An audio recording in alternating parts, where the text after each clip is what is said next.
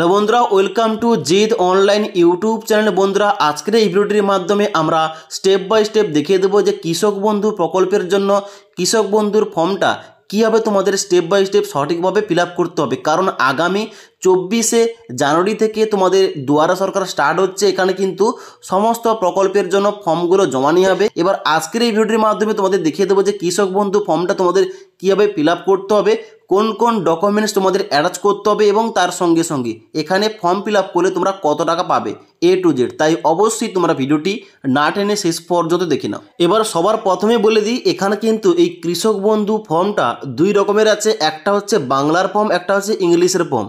যেটা বাংলার ফর্ম ওটা কিন্তু অবশ্যই বাংলায় সমস্ত কিছু ফিল আপ করতে হবে, আর যেটা ইংলিশের ফর্ম ওটা কিন্তু ইংলিশেই ফিল আপ করতে হবে। ওকে, তো আমি কিন্তু তোমাদের এখানে বাংলার ফর্মটা দেখাচ্ছি তোমাদের সুবিধার্থে। এখানে দেখতে পাচ্ছ সবার প্রথমে এখানে লেখা থাকবে পশ্চিমবঙ্গ সরকার কৃষি বিভাগ কৃষক বন্ধু নিশ্চিত আয় প্রকল্পের আবেদনপত্র।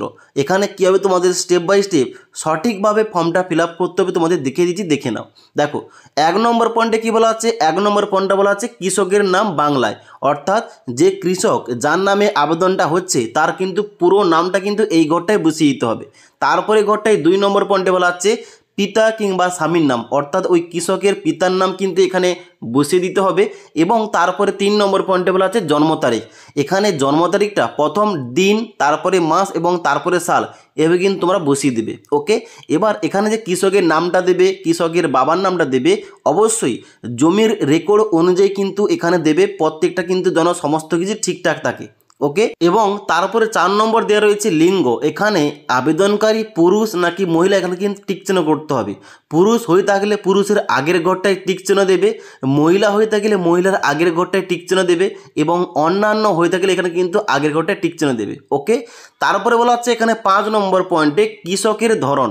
এখানে যদি কৃষকের জমি অর্থাৎ জমির যে রেকর্ড রয়েছে ওটা যদি জমির মালিক হয়ে থাকে তাহলে কিন্তু মালিকের আগের ঘরটায় টিক চিহ্ন দেবে, আর যদি নথিভুক্ত ভাগ চাষি হয়ে থাকে তাহলে ভাগ চাষির আগের ঘরটায় টিক চিহ্ন দেবে। ওকে, তোমাদের রেকর্ড অনুযায়ী তোমরা কিন্তু এখানে সমস্ত ঘরগুলোতে টিক চিহ্ন মারবে। ওকে, এবার তারপরে নেক্সট তোমাদের কী বলা হচ্ছে?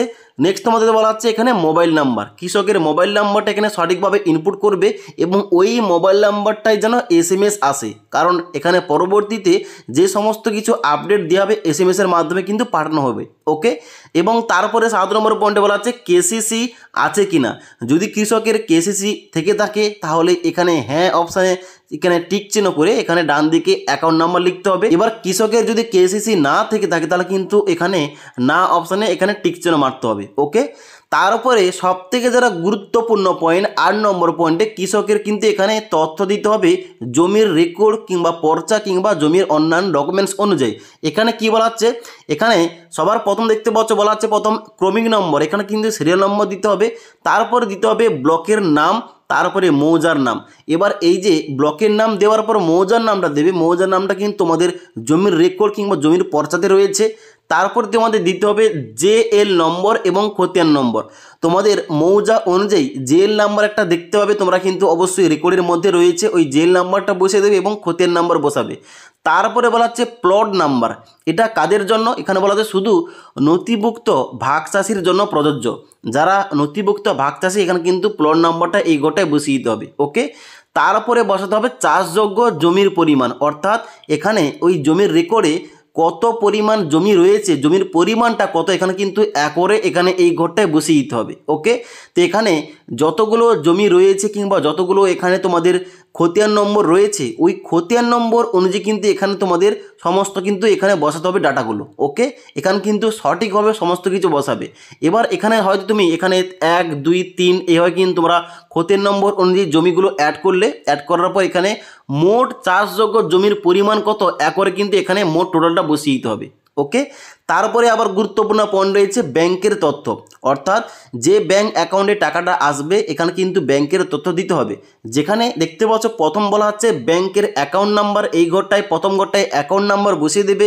তারপরে আইএফসি কোড, অর্থাৎ এখানে ব্যাংকের প্রথম পাতার যে এখানে তোমাদের তথ্য দেওয়া রয়েছে ওখানে কিন্তু আইএফসি কোড রয়েছে, এখানে কিন্তু বসিয়ে দেবে। তারপর রয়েছে ব্যাংকের নাম, এখানে ব্যাংকের নাম বসিয়ে দেবে এবং তারপরে ব্রাঞ্চের নাম বসিয়ে দেবে। এবং তারপর তোমাদের এখানে জিজ্ঞেস করা হচ্ছে যে অ্যাকাউন্টের ধরন, যদি তোমাদের সেভিংস অ্যাকাউন্ট থেকে থাকে এখানে কিন্তু প্রথম ঘরটায় টিক চিহ্ন মারতে হবে। তো এখানে প্রায় সমস্ত কৃষকের কিন্তু এখানে সেভিংস অ্যাকাউন্ট, এখানে কিন্তু প্রথম সেভিংস অ্যাকাউন্টে এখানে টিক চিহ্ন মেরে দেবে। ওকে, এবং তারপরে এখানে তোমাদের বলা হচ্ছে আবেদনকারী স্বাক্ষর, অর্থাৎ যে আবেদনকারী, যে কৃষক আবেদন করছে তার কিন্তু এখানে স্বাক্ষর কিংবা সই করতে হবে।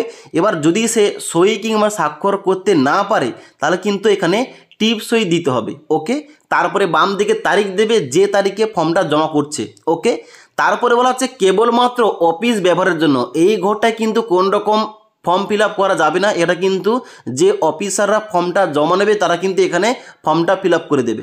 এবার তোমাদের বলে দিই এখানে এই কৃষক বন্ধু প্রকল্পের ফর্মটা জমা করলে তোমাদের কত টাকা দেওয়া হবে এবং তার সঙ্গে সঙ্গে এখানে তোমাদের আবেদনপত্রের সঙ্গে তোমাদের কোন কোন ডকুমেন্টস অবশ্যই অ্যাটাচ করতে হবে। এখানে তোমাদের বলা হচ্ছে যে কৃষক বন্ধু প্রকল্পে খরিফ ও রবি মরশুমে কৃষি উপকরণ ক্রয়ের সুবিধার্থে 1 একর বা তার বেশি চাষযোগ্য জমির জন্য বছরে 2টি সমান কিস্তিতে সর্বাধিক 10,000 টাকা দেওয়া হবে, অর্থাৎ 5 করে 10,000 টাকা দেওয়া হবে যদি কৃষকের 1 একর কিংবা তার বেশি জমি থেকে থাকে, অর্থাৎ 3 বিঘে কিংবা তার বেশি জমি থেকে থাকে তাহলে কিন্তু এখানে 10,000 টাকা পাবে। এবার তারপর নেক্সট বলা আছে জমি 1 একরের কম হলে আনুপাতিক হারে বছরে 2 কিস্তিতে ন্যূনতম 4,000 টাকা তারা কিন্তু পাবে। এবার তোমরা দেখে নাও এখানে এই যে কৃষক বন্ধু ফর্মটা তোমরা দুয়ারা সরকারে জমা করবে, ফর্মের সঙ্গে তোমরা কোন কোন ডকুমেন্টস এখানে সাবমিট করবে। দেখো এখানে কিন্তু তোমাদের সবার প্রথম বলা হচ্ছে যে সাম্প্রতিক চাষযোগ্য জমির পর্চা, বর্গা কিংবা অন্যান্য জমির রেকর্ড। এবার তোমাদের যদি জমির রেকর্ড থাকে রেকর্ডে কিন্তু জেরক্স করবে। তারপরে কৃষকের ভোটার আইডি কার্ড, কৃষকের আধার কার্ড এবং তার সঙ্গে সঙ্গে কৃষকের অ্যাকাউন্ট বইয়ের প্রথম পাতার জেরক্স। অবশ্যই কিন্তু অ্যাকাউন্টটা আধার লিঙ্ক থাকতে হবে। তারপর তোমাদের লাগবে কৃষকের পাসপোর্ট মাপের ছবি এবং তার সঙ্গে সঙ্গে একটা মোবাইল নাম্বার লাগবে, যেটা কিন্তু ফর্ম ফিল আপের সময় তোমাদের দিতে হবে এবং ওখানে কিন্তু SMS সমস্ত কিছু আসবে। তো এই সমস্ত কিন্তু তোমাদের ডকুমেন্টসগুলো প্রথম জেরক্স করতে হবে। জেরক্সের নিচে তোমাদের কৃষকের স্বাক্ষর লাগবে, কৃষকের স্বাক্ষর করে এই জেরক্সগুলো ফর্মের সঙ্গে অ্যাটাচ করে ফর্মটা কিন্তু দুয়ারা সরকারে জমা করতে হবে। ওকে, তো আশা করি তোমাদের সমস্ত কিছু বুঝতে পারলাম যে এখানে কৃষক বন্ধু প্রকল্পের জন্য তোমরা ফর্মটা কীভাবে ফিল আপ করবে, ফর্মের সঙ্গে কোন কোন ডকুমেন্টস অ্যাটাচ করবে, এখানে ফর্মটা জমা করার পর তোমরা কত টাকা পাবে, এরটু যেটা তোমাদের বলে দিলাম। যদি আজকের এই ভিডিওটির আপডেট তোমাদের ভালো লেগে থাকে একটি লাইক করবে এবং বন্ধুদের অবশ্যই ভিডিওটি শেয়ার করে দেবে।